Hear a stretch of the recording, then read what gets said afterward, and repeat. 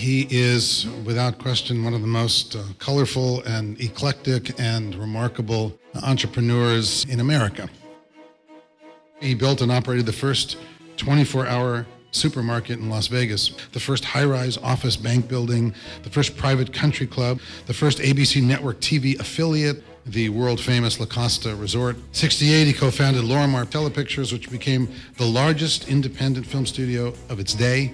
He owned television. Walton's, Dallas, Knots Landing, Full House. It's my pleasure and privilege to present to all of you Merv Adelson. Well, thank you very much. That's all. First of all, let me take a look at the cartoon. This is a cartoon that's very near and dear to my heart because they depict the ideal entrepreneurs. You know, these guys are never going to give up. The day of entrepreneurialism isn't in the past, it's in the future. And we want to encourage people to be thinking about being an entrepreneur. The first thing you got to do is look at yourself. Are you indeed a risk taker? Can you actually deal with uncertainty? And more importantly, what does your wife think? Or your spouse think? There's an old saying, which obviously I didn't listen to until recently, that says, happy wife, happy life. And how are you going to get out and make money?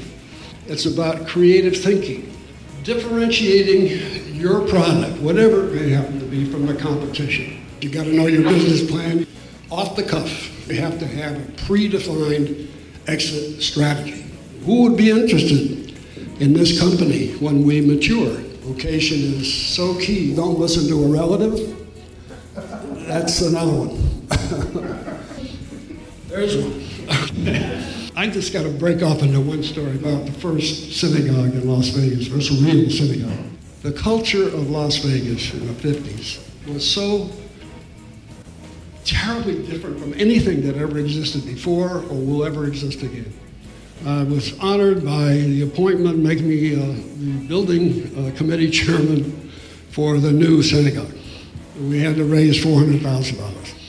And out of the blue, I said, you know, gin rummy, what if we had an international gin rummy tournament? I talked to my partner, Erwin Mulaski, and by the way, when I say I, in most cases, I mean we. At that time, there were 8 hotels in Las Vegas. Each one of them run by a name that you probably heard about in those days. So anyway, I called each one of them. I gave them my greatest pitch, and I said, this is a meeting you must attend. I didn't look around at these guys at that time and say, oh my God, these are 8 mobsters. This is a 28-year-old telling these guys what they have to do. I said, what you got to do is form a charitable foundation owned by all 8 hotels and use this gin rummy tournament and all the funds that we take in from the gin rummy tournament to give to charity. Look what that'll do for you. So you're going to build your business through these gin rummy tournaments, but you're going to build your image and you're going to do some good for this community, which is something you should do.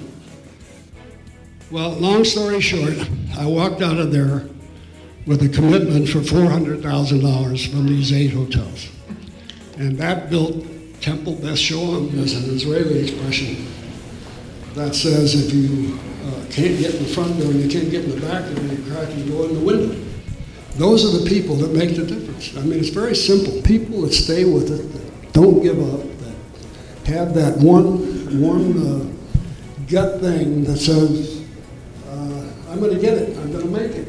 At that time, Las Vegas had 3 television stations. One of them had ABC and CBS, the other had NBC, and then there was a small independent station. So I said to myself, God, we got to go get the ABC affiliate. I mean, they should have their own station, why not? So I kind of took a hiatus from our business. I went to New York, stayed for about 7 or 8 weeks actually. But I got to tell you, the MO for lunch in those days in the world of advertising and television was as follows. 3 martinis, order lunch, have a beer during lunch, after lunch drink, maybe 2 after lunch drinks, and you get through about 2:30. How in the world they ever went back to their offices and got work done, I have the slightest idea, because I wound up in bed every afternoon. But you know, the end of it was I worked my way up, and I convinced them that they should have their own affiliate. We got the affiliation, and we put in MGM movies, and it became successful. Now, what's the lesson? You got to be able to hold your liquor, right? No matter how many great minds, financial minds you have on your business mind, you got to prepare for slower progress than you ever think you will ever have. You can have the greatest product in the world. If you're overpriced, ain't gonna work.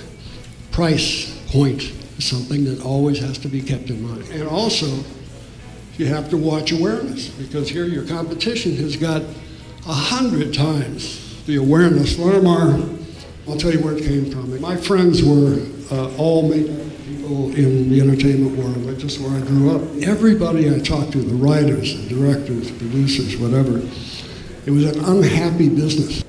You had a very unhappy creative community who felt that they didn't have the freedom to do what they felt they could do. We started it by putting the word out.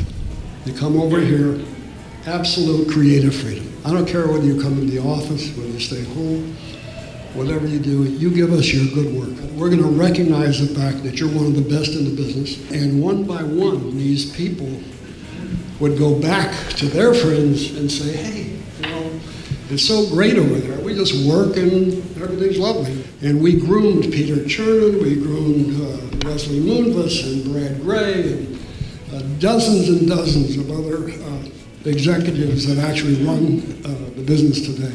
How does a CEO or chairman handle meetings? We had to leave a meeting with either a specific result or specific assignments.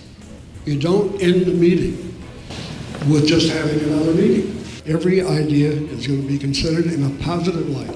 Have established criteria for the people that you want to hire. If I have a resume over here with a guy that has been successful all of his life and carries AAA ratings, and a guy over here who's been successful but had a huge flop at some point, but came back, that's the guy I want to hire.